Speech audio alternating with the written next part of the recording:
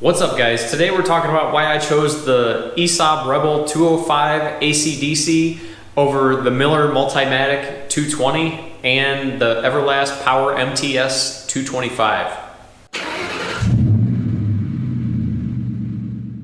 Full disclosure, of the three machines, this is the only one that I've ever struck an arc with. I've never used the Miller machine, I've never used the Everlast machine.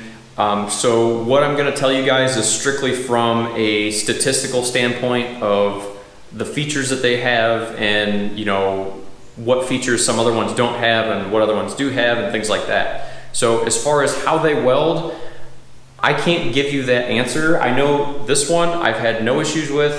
Obviously I've only done a few welds with it. It's a brand new machine, but as far as the quality of the welds that you're able to get out of it, I'm not limited by the machine, I'm limited by my skill level, which ideally is how it should be. So there's three machines kind of in this category that do AC/DC, TIG, MIG, and stick all in one package. And the three that I was looking at the Miller Multimatic 220 AC/DC and the Everlast Power MTS 225. So the first one I'm going to start with is going to be the Miller, because that probably is the closest competitor to this machine. I think the Miller is a little bit more user-friendly as far as the setup. Miller has what's called an auto set function that you simply, input the thickness of the material that you're using, and it sort of sets the machine up for you. This thing has something similar on MIG. Esab calls it Smart MIG, and it does. It works really, really well. I'm not that great of a MIG welder. I do more TIG myself, and I use the Smart MIG function, and instantaneously I got halfway decent welds out of this thing. It's pretty neat. But going back to the Miller will do it for TIG, the Miller will do it for stick, the Miller will also do it for MIG. So with the Esab, it's only MIG. When you go into the TIG function, the stick function, as far as the setup, you're kind of on your own. You kind of got to, Google some stuff if you don't know, really what you're doing. But yeah, so that's definitely one thing I think Miller did better than what Esab did on this machine. The other thing that I think is better about the Miller is the ability to switch from one process to the other. So on this machine, to switch from, let's say, TIG welding to MIG welding, I got to come down to the front, swap some leads around, and physically change, some inputs here on the machine. With the Miller, it's really, really convenient. So all you do is, if you want to go from TIG welding to MIG welding, you literally put down the TIG torch, pick up the MIG torch, squeeze the trigger, and the machine changes. You don't have to do anything on the front of the machine as far as swapping anything over, and vice versa. So if you want to go from MIG welding back to TIG welding, you go over and you step on the foot pedal one time and the machine changes. Completely on its own, you don't have to swap anything around. So a couple reasons why I went with the Esab over the Miller. First of which is the plugs on the front of the machine. So if I want to use a swivel or a flex head TIG torch on the Miller machine, you're kind of locked into Miller's accessories, because the Miller actually has sort of a specialized connector here in the front of the machine that has a hole in the center of it. So the gas comes out the center of the electrical connection, and to find an aftermarket TIG torch that's going to have a plug with a hole in the center of it at this point is going to be much harder than what it is for this machine. This machine has a very standard, there's a gas port here for the argon, and then you plug in down here with the TIG torch, and that's it. So I can swap out any torch I want basically into this thing. The other thing with the Esab compared to the Miller is the Esab is a little bit more customizable on the AC function side. The hertz rate's a little bit greater. It does not have pulse. Either one of them do not have pulse, unfortunately. The Everlast does, but we'll kind of get into the Everlast in a second. The warranty is the same. It really comes down to what you want. If you want to do a lot of TIG welding, I think this is probably a better machine than the Miller. But on the other hand, I think the Miller is probably a little bit easier just to pick up and use if you really have never welded before and you don't know how to set up the machine. The Miller machine from that perspective is much more user-friendly. All right, so why didn't I get an Everlast? So in the interest of time, I'll try and make this as short as possible. I thought about making an entirely separate video on this, but to make a long story short, their pre-sale service, in my opinion, sucked. I really was not that impressed at all.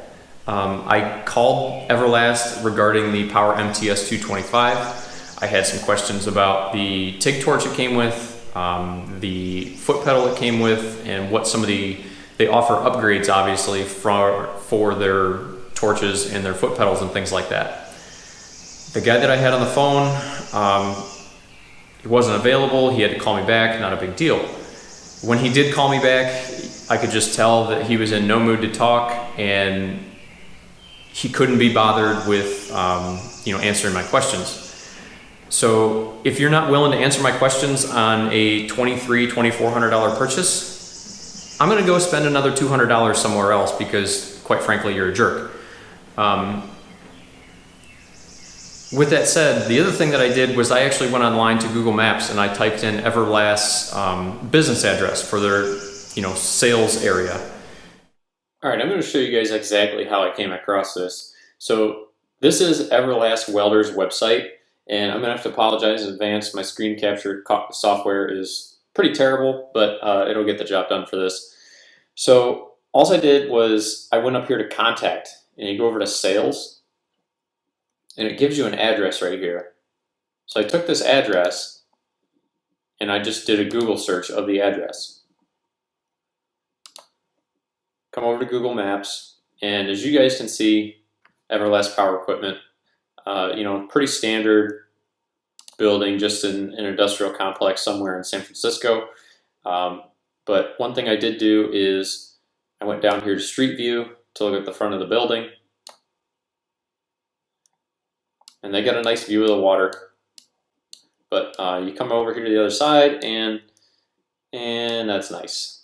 So that sort of rubbed me the wrong way. As you guys can see, that's a handicap spot. There's no sticker there. And it's definitely the correct building. So if you come down here, there's a whole pile of welders sitting outside, and they all say Everlast on the boxes. So like I said, I can't prove that this isn't a customer, but let's be serious. A car like that is probably going to be driven by the owner, and I have no problem with somebody earning money and buying nice things.